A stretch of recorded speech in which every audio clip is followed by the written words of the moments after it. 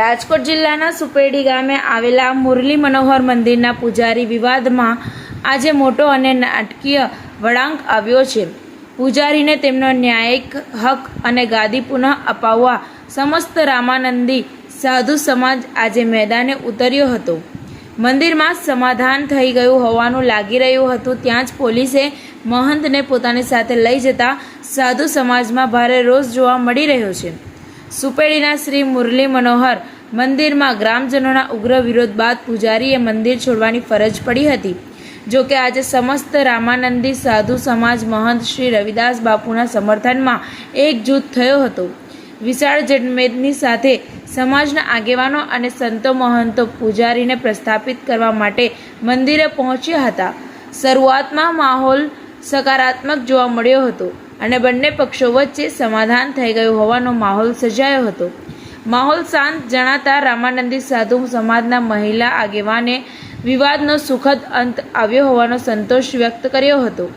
તેમણે આ સમગ્ર મામલે સાથ આપવા બદલ મીડિયા અને ચુસ્ત બંદોબસ્ત ગોઠવીને સુરક્ષા પૂરી પાડનાર પોલીસ પ્રશાસનનો પણ હૃદયપૂર્વક આભાર માન્યો હતો। જો કે આ શાંતિ લાંબો સમય ટકી ન હતી। મંદિરમાં દર્શન બાદ બધું થાળે પડી ગયું છે તેવું લાગી રહ્યું હતું, ત્યાં જ અચાનક પોલીસ એક્શનમાં આવી હતી।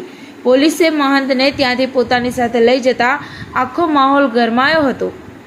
સમાધાન બાદ અચાનક થયેલી આ કાર્યવાહીથી સાધુ સમાજ ચોંકી ઉઠ્યો હતો અને તેમનામાં ભારે રોષ ભભૂકી ઉઠ્યો હતો। સાધુ સમાજના અન્ય આગેવાનોએ પોલીસની કામગીરી સામે સીધા સવાલો ઉઠાવ્યા હતા। આ ઘટના બાદ સાધુ સમાજે આક્રોશ સાથે સ્પષ્ટ શબ્દોમાં કહ્યું છે કે સનાતન ધર્મનું રક્ષણ કરતા સંતોનું કોઈપણ સંજોગોમાં અપમાન ન થવું જોઈએ। ગ્રામજનો અને સમાજ સાથે બેસીને શાંતિપૂર્ણ રીતે આ વિવાદનો ઉકેલ લાવે તેવી અપીલ કરવામાં આવી છે। હાલ સુપેડીમાં કોઈ અઘટિત ઘટના ન ઘટે તે માટે રાજકોટ જિલ્લા પોલીસ દ્વારા ચુસ્ત બંદોબસ્ત ગોઠવી દેવાયો છે અને સમગ્ર સ્થિતિ પર ચાંપતી નજર રાખવામાં આવી રહી છે।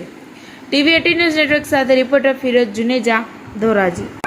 હું ભરત સાધુ અમરેલીથી આવું છું। આજે બોડી સંખ્યામાં સુપેડી મુરલી મનોહર મંદિર ખાતે સાધુ સંતો, મહંતો, શ્રદ્ધાળુઓ અને જે આ પ્રાચીન મંદિર છે મુરલી મનોહર એમની સાથે જોડાયેલો ભક્ત સમુદાય છે એ બોડી સંખ્યામાં ઉમટ્યો છે અને બધાની એક જ નેમ છે કે જે કંઈ વિવાદ ચાલી રહ્યા છે એનું સુખદ સમાધાન થાય। મિટિંગોના દોર પણ ચાલ્યા, બાપુ અહીંયા પધાર્યા પણ અને એવું લાગતું હતું કે હવે અહીંયા સુખદ સમાધાન થઈ ગયું છે, પણ ફરી વખત એક ઘટના ઘટી। એથી બાપુ જાગૃતિબેન આચાર્ય, રામાનંદી સાધુ સમાજના મહિલા આગેવાન તરીકે આજે હું અહીંયા સુપેડી મુરલી મનોહર મંદિર ની જગ્યા ઉપર અમે લોકો અમારા જ્ઞાતિના ઘણા બધા ભાઈઓ બહેનો સાથે ઉપસ્થિત રહ્યા છીએ અને બહુ જ સુખદ અંત આવ્યો છે।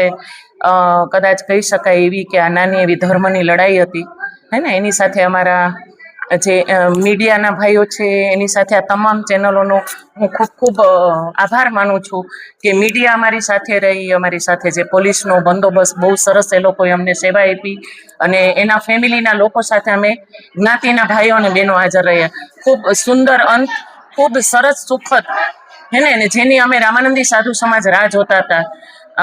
એ અમારા જ્ઞાતિના ભાઈ બહેનો, એની સાથે સમાજ, જેટલા લોકો મુરલી મનોહર મંદિર અને એના મહંત શ્રીને જે હેલ્પ કરતા હતા એ બધાનો હું ખૂબ ખૂબ ધન્યવાદ। ખૂબ કરુણતા છે ભાઈ, એના ઉપર તો બહુ લાંબી ચર્ચા થઈ શકે। આજે જે એનું રિઝલ્ટ આવ્યું છે એ કદાચ શરૂઆત છે, હે ને। ધર્મ માટે થઈને કે ધર્મની જગ્યાઓ માટે થઈને ખૂબ સુંદર આ શરૂઆત છે અને બધાને પોતાની હકની લડાઈ લડવી જ જોઈએ। હું ભરત સાધુ અમરેલીથી આવું છું। આજે સુપેડી મુરલી મનોહર મંદિર ખાતે જે વિવાદ ચાલી રહ્યો છે, આજે બાપુ હમણાં થોડી વાર પહેલા મંદિરે પધાર્યા, દર્શન કર્યા મુરલી મનોહરજીના અને આજે અહીંયા એવું લાગતું હતું કે હવે અહીંયા સુખદ સમાધાન થઈ ગયું છે અને ઘીના ઠામમાં ઘી પડી ગયું હોય એવું લાગતું હતું, પણ ના, થોડી વાર પછી પાછી જે ઘટના સામે આવે છે, પોલીસ બાપુને લઈને અહીંથી નીકળી ચૂકી છે, કોના ઇશારે કામ થઈ રહ્યું છે અને બાપુએ પણ સનાતનને બચાવવા માટે થઈને શ્રદ્ધાળુઓને હાકલ કરી છે। ધર્મના રક્ષણ માટે સાધુઓનું બલિદાન છે, સાધુઓની અવજ્ઞા ન થવી જોઈએ। જે કંઈ વિવાદો હોય, જે કંઈ સમસ્યાઓ હોય, ગામ લોકોએ બેસીને એનું સુખદ સમાધાન લાવવું જોઈએ અને સાધુઓને રંજાડવા ન જોઈએ, કારણ કે સનાતન સંસ્કૃતિની ધરોહરનું રક્ષણ આ સાધુઓએ કર્યું છે. સંત ન હોત ઇસ સંસાર મેં તો જલી જાત આ બ્રહ્માંડ, જ્ઞાન કેરી વો લહેરો છે ઠારત ઠામો ઠામ. સાધુઓએ હંમેશા જગતને સાચી દિશા બતાવી છે, સાચી રાહ બતાવી છે, ત્યારે આવા સાધુઓને રંજાડવા ન જોઈએ.